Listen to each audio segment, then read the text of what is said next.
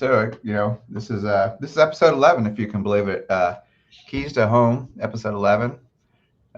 Mark, we were just talking a minute ago. Of course, we got Mark Crater here with Aspire Coaching, and I'm Lance Danmeyer with Fairway Independent Mortgage. There's my better looking side right behind me here. Mark and I were just talking about this time of year. It's the transition from February cold to March, and everyone seems to get ill. And guess what? One of our cohorts here, our triple play, Jennifer, is down for the count. She was up in Kentucky this past weekend, and she stayed at a historic inn and was reminded that historic inns, when they were not historic, didn't have hot water and heat and stuff like modernicity would be. And I don't know if that has anything to do with it, but she has a cold, feeling for Jennifer Whitehead not to be on this call. The girl's down and hard. So I could tell you that, but that's what Mark and I were just talking about. Mark was talking about some remedies he has to stay well. And, we're trying to help people stay well financially. Yeah, absolutely. One of the things we're going to talk about today, I started to talk over you and I'll give you the floor, was to consolidate or not. In the 10 prior episodes, this has come up several times. We're like, hey, we need to have an episode about that. And I've deferred it to Mark. I've actually interrupted several of our things and said, Mark, is that a good idea? He's like, Lance, let's wait. We're going to be talking about that. So I think today would be a good time after we consolidate all of our medicines to make sure we're well and healthy. Of course, you look great. I'm still fighting through this eye stuff. I hope I don't get the flu or any of that stuff this year. But take it away, Mark. Let's talk about your clients and consolidation. Yeah. What's your week like? Today we had a big. Everyone's gonna see this on the 24th of February, but we recorded this the week before, and today's I can't even see. It's the 19th of February. We had a little bit of snow here in Tennessee. I don't know where Mark is with that. I live in Franklin. We had about 2 inches. How about you? Yeah, I'm in Spring Hill, and it probably about 2 inches. And building up that immune system for that transition between wintertime and springtime. I just started going into that, and that kind of is a great segue into boosting your immune system with your finances. So right. My week this week has been fantastic. I had some of you guys may know, I may have mentioned this in the past, that I'm dabbling in career coaching, and just not only financial coaching but career coaching. And so I've had, over the last this week, I just had a client. She had been let go of her previous position, and she reached out. She was a client that I was working with on the financial, her and her husband. She just got back from maternity leave, and surprisingly, don't know how this works, but she was let go about 4 weeks after. This is the second person that I've had a career coaching experience with, where they're women, they've had babies 2 to 3 weeks after they get back from their maternity leave. Surprisingly, funding for their job no longer exists. Yeah. And so one of those persons reached out to me. We had a coaching session on the career side about 2 weeks ago. She just got a new offer on February 14th, Valentine's Day. And and so they're aware of her taking care of her infant. They offered her flexible spending or flexible hours so she could take care of the child. And so that's really a win on her side, and but that's really what's been going on for my. And then I've had a couple other clients, Lance, that have had breakthroughs with their debt journeys, and making progress on their debt journeys. So very good. Yeah. How about you? How was your week? Well, it's interesting. We had a holiday weekend last week. It was President's Day. And I've got a couple of people on the fence, people that are under contract wanting to do stuff. There's been a lot of shopping lately. I don't feel like anyone wins when people go ultra shopping, because at some point the service degrades. I have a pretty robust team here. We get it done. Everyone knows what's going on. There's a lot of great communication, but I've got to pay those people, and that's the rates are reflected in that. So as you know, the Fed sets the rates. We buy the money, we lend it, and there's got to be a fair equilibrium. However, it has gotten. We talked about this maybe when we started out about 10 weeks ago, and definitely you and I've talked about it before we started doing this podcast. My industry, like the real estate industry, is decimated. 70% of us are no longer in the business. I mean, I've made it 25 years. I am surviving, but whenever it gets into a competitive situation, particularly with online lenders, it's pretty, what's Jennifer say? Don't do business with 800 numbers. I mean, they come in low ball, they find a way that the price, it's pretty amazing what they can do, but then it all falls apart with the service. So that's part two of what I'm about to say. But part one is, well, I'm talking to USA Mortgage lowball relief or lowball debt or lowballrate.com. They won't be beat, but lowball rate. And going back and forth, they don't understand. And so anyway, going into the long weekend, rates were actually pretty good for a 4-day weekend. Typically, we'll see rates. We'll see the investors, Fannie, Freddie, FHA, Ginnie. You'll see them bump rates up a little bit to hedge against any risk that might happen in a 4-day weekend. You don't know what could happen overseas or stateside, maybe a big snowstorm. And they were actually pretty good over the weekend. And I encouraged several people that were on the fence and they're like, well, I'm just going to wait. Well, guess what happened yesterday? After the weekend, rates went up again. And and then they're like, well, I want to take what you had on Friday. And so it's frustrating. So those are not the fun parts of our business. Rate, the number rate, it's really hard, even though there's rules since Dodd-Frank Act where we have TRID, the documentation and the disclosures. Consumers, I believe, still don't know really what's going on. Just because you see a rate, a lot of them don't understand how they're getting to that rate or paying for that rate, and or if in the short term, which this is going to lead into what you're going to talk about, if the cost to get that rate is worth it, especially if it's a very short window that they might have that rate. What I'm trying to draw a parallelogram for is, why would someone pay discount points or ask the seller to pay discount points or any of the parties that can pay for when perhaps rates might be lower in, let's say, a year? I'm not going to say 6 months. Let's say in a year. What's the break-even point? If someone's going to pay $5,000 to save $57 a month, what's the return? That's 100 months at the end of the day. So people in debt consolidation are making similar mistakes. And that's one of the things I wanted to pass the puck on over to you and talk about, because I know a lot of people ask you that. Yeah, absolutely. It's not, uncommon to go into a discovery session with new clients, or even with existing clients, where the topic of I can consolidate all of this debt and get a lower rate. And there's a fundamental principle that's wrong with this. And first of all, a lot of people don't do the research on what debt consolidation is. It's basically they look at the pros of. I'm not saying that debt consolidation doesn't have a place. But what I am saying is that they look at only the pros. They don't look at the cons. And a lot of people don't realize that, number one, debt consolidation, what they're doing is they're opening up a new loan for you, and that's, so you're taking on debt for the same debt that you have. And so you're in the big part of this, Lance, is there's psychologically what I've found. I'm not a psychologist by any means, but I've gone through this myself with my own financial history, and I can confirm my own feeling.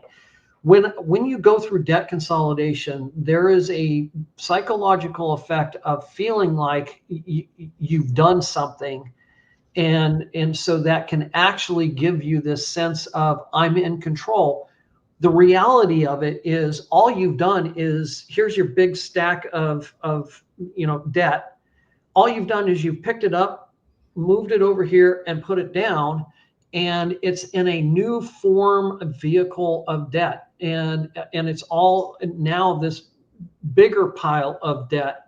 And so yes, it may just be one payment that you have, and it may be lower, but the impact of this is you feel like you've done something and to take control. And so that's in and of itself a feeling of relief. I imagine you probably see several different styles for, for example, we do refinances for people. We're not doing a lot of them now because people are stuck on the mathematics that I've got a 3% interest rate on my mortgage. And by the way, when this started, their mortgage, I'm going to call it let's say they have a $300,000 mortgage at 3%. They'll hold on to that. But as we've talked about before on our episodes, the average interest rate on credit across America, but by the way, I saw, was it this morning? 11 stand by. I got to give you this stat. If you look, $18.04 trillion of debt for U.S. households. That absolute insanity. I had a graphic, and maybe I can pop that up for our. It's going. In fact, actually, it's going up. So in November, it was $17.90 trillion worth of debt.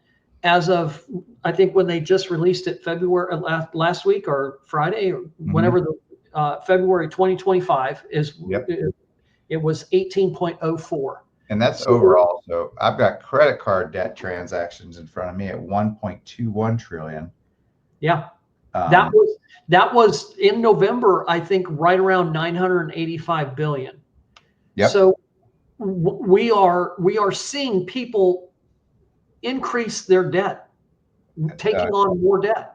Absolutely. Another stat that came today was percentage of loan balances that are 30 days plus delinquent. And credit card maxes out at 9% of all consumers are delinquent. 8% of all auto loans are delinquent. And the shocking one, and this is up. So we saw this in 2020 at the height of the pandemic. Mortgage foreclosures and late payments were at 1%. In the last year, they have gone from 1% to 3.75%. And I would be interested to take a look at, like you just said, how fast that credit card debt went up. Would you say since October, it was like 9 something. And now, so I'd be interested if I could get a finer look on this, which I don't. I'm seeing it by the year, how much of that's gone up. So all to say that consumers have tremendous amounts of debt. And this is a conundrum we want to talk about. We've got the highest equity in homes of all time right now, but either A, people can't access it because they're not making enough, or B, they're not going to come off of that 3% interest rate. And I don't know of a right or wrong answer. We'll get someone every once in a while that's like, hey, I need to do this. But what I have seen over the years is the blossoming of this debt. It's like a mushroom cloud. I did a loan 2 years ago for 3 years for them, and they had really none, got that 3% interest rate. And now they're like, I got $90,000 in revolving debt. And I just almost want to fall out of my chair sometimes. Well, one of the things that is a problem with debt and consolidation, I would love to dive into the debt consolidation numbers and then post-consolidation debt, because one of the biggest problems with debt consolidation is people will, like I said, they'll pick up all of the debt, they'll consolidate it, they'll move it over here. Here's the problem. They feel like they've got some relief, but they never close the debt vehicles on this side that they just consolidated. So what happens in coaching, what I've dealt with is someone has consolidated their debt, not gotten rid of their credit cards, and now they've ran up their credit cards with the consolidation. Yep. And so it's just a cycle. And what we have to, that's the largest problem that I've, as a coach, and my clients that I've worked with, or the leads that I've taken, that's the largest problem that I've dealt with. Mark, we consolidated our debt. Our credit score is absolutely horrible because the credit card companies didn't make our payments and they ruined our credit score. We've been making smaller payments. We couldn't handle the air conditioner repair that went out, so we had to go back into debt, and we've got $8,000 more on our credit card. Yeah. Day in and day out story. I'm not criticizing, because we have to do what we have to do in order to, in this case of an air conditioner, not having air conditioning in the middle of Texas in July, that's not an option. And so what I have tried to do is lean into your debt. You can get the same feeling that you get when you consolidate if you just lean in and work on one debt at a time. Right. And that builds something called momentum. And when you get momentum going for yourself, then approaching that next debt, it's before too long, you've got 4 or 5 of your debts gone, your margin in your budget has increased, your debt to income ratio has improved, and all of a sudden that house that you didn't think that you were going to be able to get is all of a sudden, oh my gosh, I think we can get this. Mm-hmm. That when someone says, I think we can do this, I know that's a transformative point for them. Right. Full disclosure, when I started this career 25 years ago in 2000, I was dialing just lists of phone numbers, be all over the country, and doing a lot. We're like, we can help you with a debt consolidation loan, and they would do it. And ironically, or it's not funny at all, but a year later, they would be calling me back because they did exactly what you just said. They had run up their debt again. And then a year later, they called again. And there are literally hundreds of people we did 2 or 3 times in 2000, 2001, 2002, 2003, 2004. They called that the subprime business. You had to work in that industry back then before you could get to what we call the bigs, which would be the big banks. They wanted to see experience. They wanted to see your ability to work with people. And my wife was like, well, I had a lot of trouble with it because we did not live our life like the way that people wanted me to solve their problems. Okay. Mm-hmm. I would get a hold of them. How can we help? Well, I can remember spreadsheets with like 30 items on them. Like, we want to pay all this off. I'm like, well, I was a DR fan at that time, listening on AM radio here in Nashville. And that's how my wife taught me. I never had debt. I had zero debt. I got out the Air Force active duty as 22 years old. I went to college. And in 1996, I'm 26 years old. I don't have a single debt. I don't have a credit card. I was able to live, and she was the same. She's like, we don't need it. The first debts I ever really had were medical debts from things that happened. And that's a whole nother episode we could talk about, is how to deal with medical debt, because I had no idea. Let me back up though. So we would help these people over and over, and I would basically, Mark, talk them out of it. Okay. Yeah. Mark, I really don't know.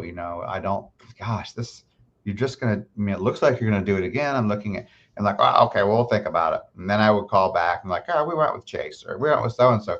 And that kept happening. And by the way, I'm in sales, so you don't get paid unless you close deals. And my wife, Jennifer, sat me down. She said, look, you're good at what you do. And this is where God's put us at this time. But you've got to stop talking people out of what they want to do and tell them what we would do. Because unfortunately, look at their track record. They're not, until they ask for help, they're not going to do what you want them to do. They're going to do what they want to do, and they're just going to call someplace else. Right. And she said, give people what they want until we can get the HE double hockey sticks out of here. And that's what I did. And then I started giving it to them, and I hated it. And I went from the subprime to one of the bigs. I went to work for a company called Am South, and what a difference. That has a lot to do with my career progression. But, up until 2007, the same, properties were just going up and higher and higher. And all of us in the industry are like, hey, Mark, when's it going to fall? When's this going to happen? And you were there, I think, too.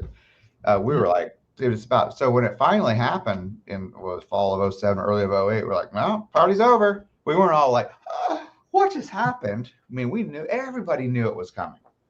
Right. So and when you read The Big Short, everybody knew it was coming, right? Yeah. It would come soon enough, right? Well, and that's an interesting, and that's in real life that happened. And when you apply that to someone that is, they know where they want to get to, right? They understand. I want to buy a house.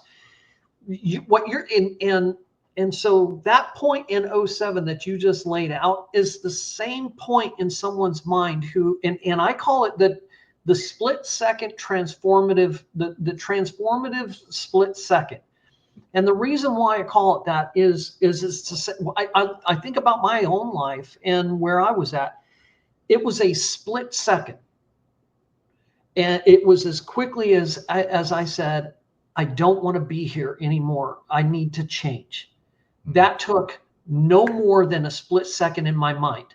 And it's the same thing that you just laid out for 2007.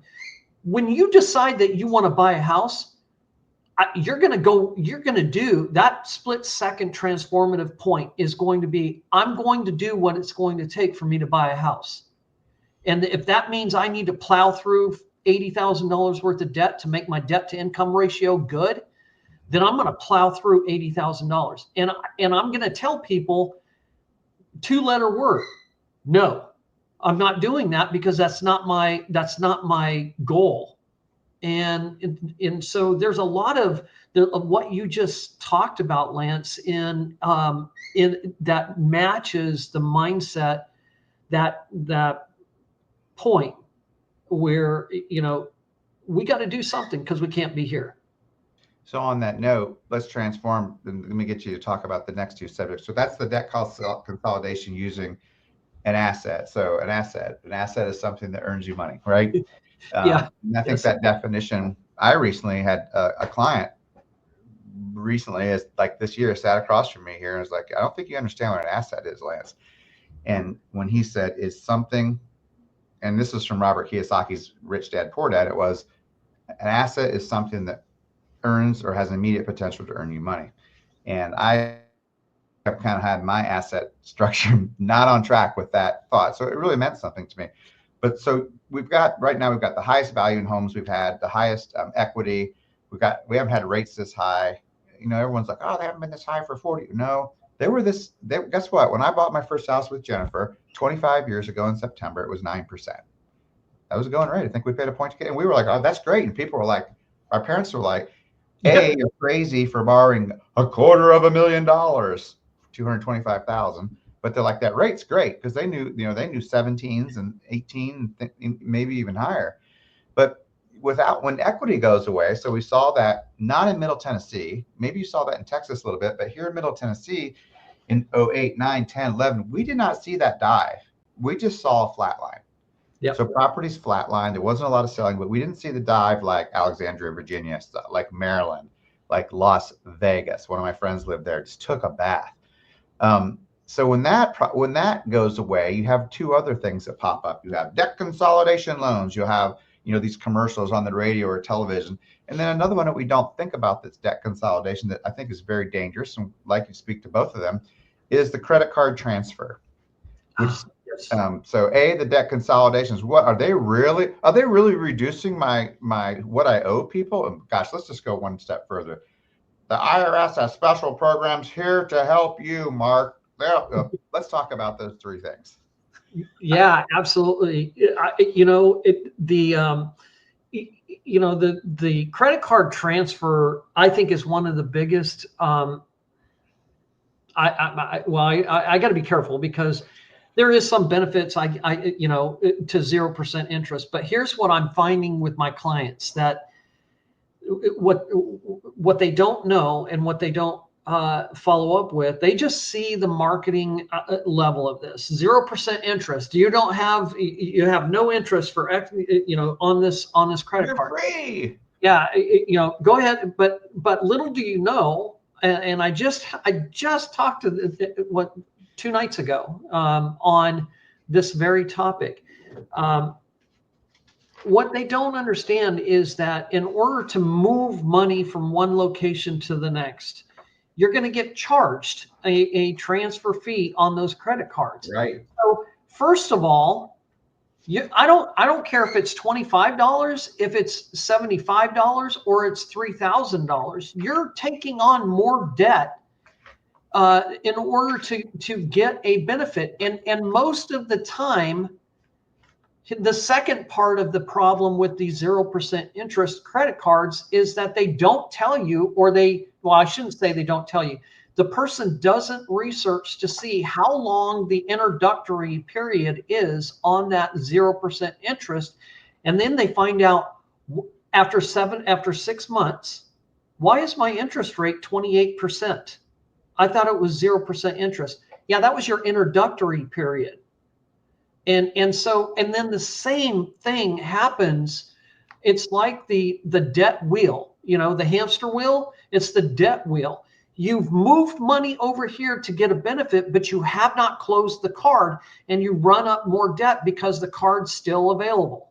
Well, let's use an example just in talking to people. So I saved.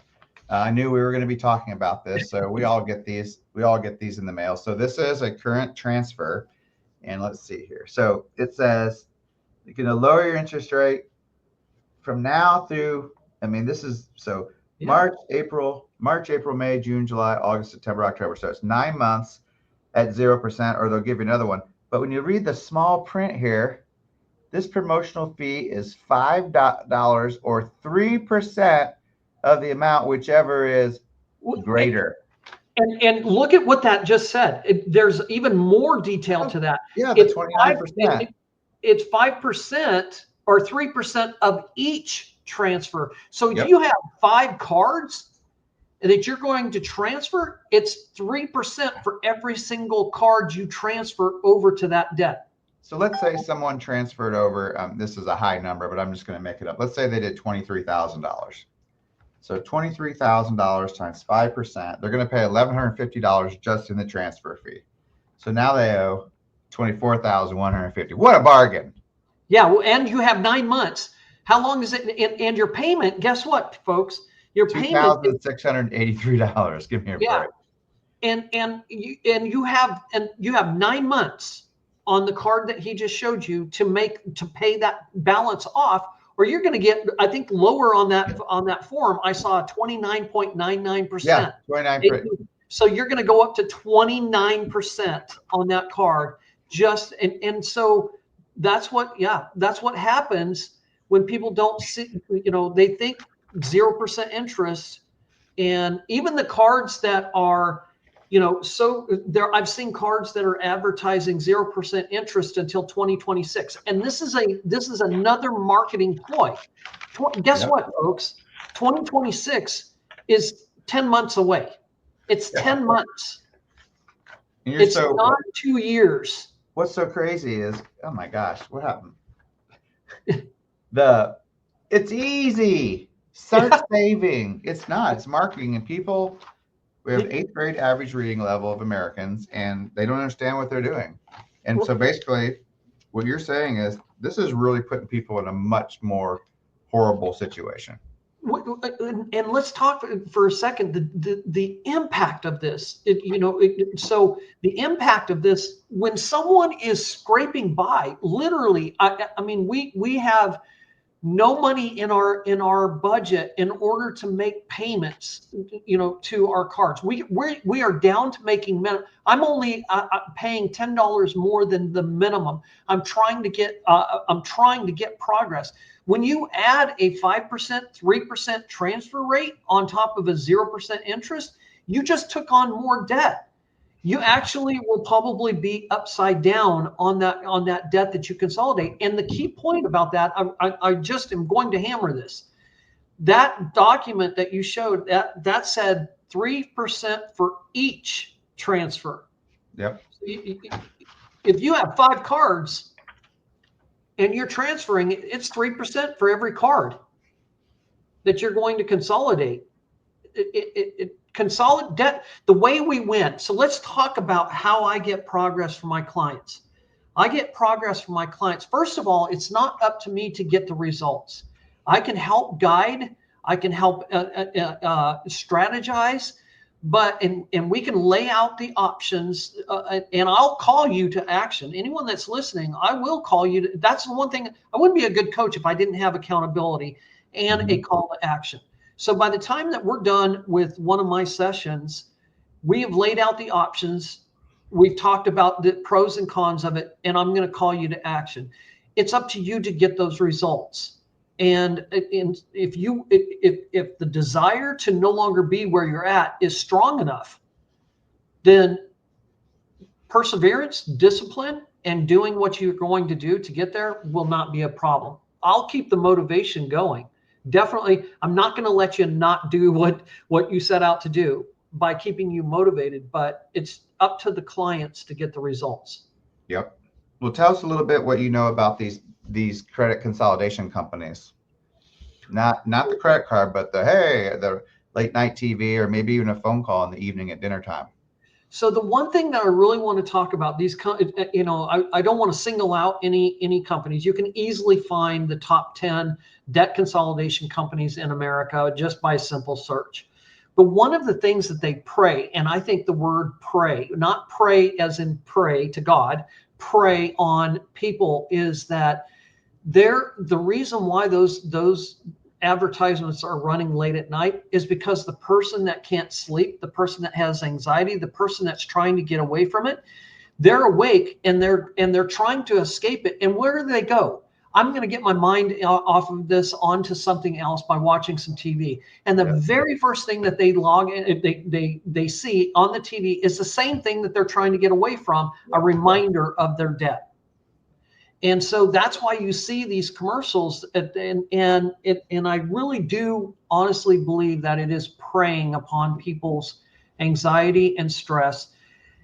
And the fact that if you call us tonight, if you call now, if you do this now, we can bring peace to your situation. And I find it disgusting, to be honest with you. I understood what I run into, or what I used to run into in the past, was we would see people that did debt consolidation, but then the bills that the consumer thought that they were consolidating were never paid.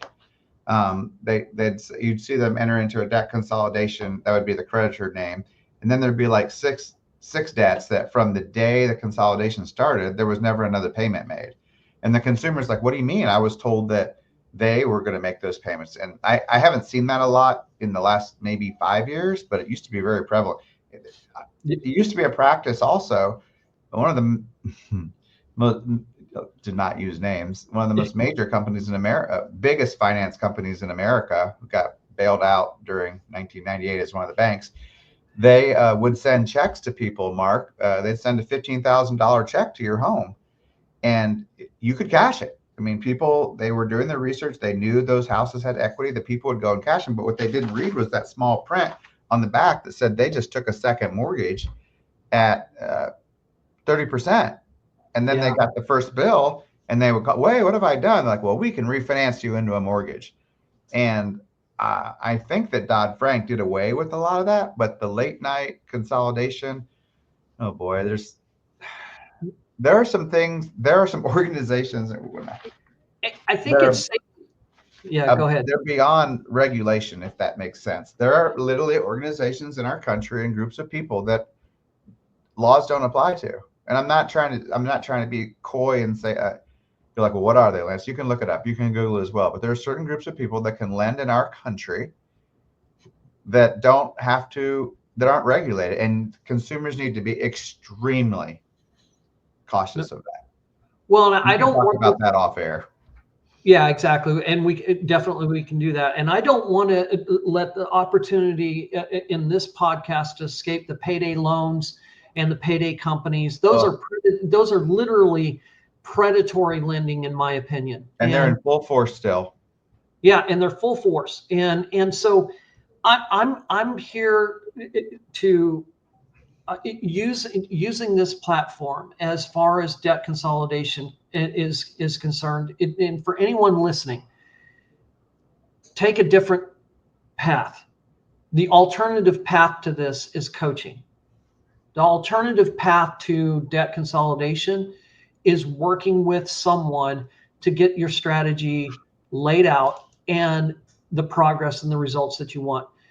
That is going to do more for you, not only psychologically, but for you financially, and than trying to find a quick fix for something at 2 o'clock in the morning, or I'm just going to quickly borrow this money over here from a payday lending company so I can get through this, so I can get to the, and if you're going through that, it's okay. It's okay. A lot of people have been in that same position. And if I'm talking to you right now, this is an opportunity for you to pick up the phone or and call any one of us that's on the ticker down here. I don't want to sound like my own 2 a.m. Ad, but there's alternatives. There's a better option, and the results that all of this team put together can produce for our clients is far, far greater than any person that you're never going to see, never going to meet in person on the, possibly that you would hire. It's interesting, Mark. If you remember in the very beginning when you and I and Jennifer talked about this, we came up with Keys to Home, but one of the names we came up with that is fitting to bring us to a close here was, you or me or someone said, it doesn't have to be this way. And that really, it kind of speaks to all of us.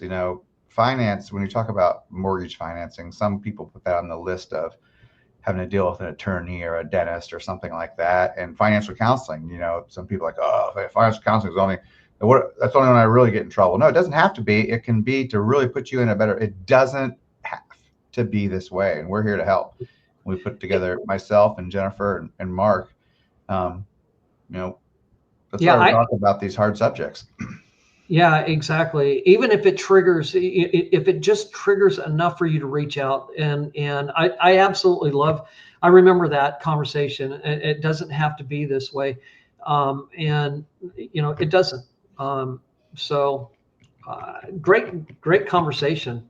Absolutely, everyone. We at the bottom you can see Jennifer's ILoveMyTennesseeHome.com. Mark's is coming up here. Of course, I call myself the loan driver, the lucky dog team at Fairway Mortgage at or hashtag loan driver. And then you got Mark Crater, his company, which is Aspire Coaching, and you can follow him at Aspire Coaching. And then there's his website as well, aspirecoaching.com.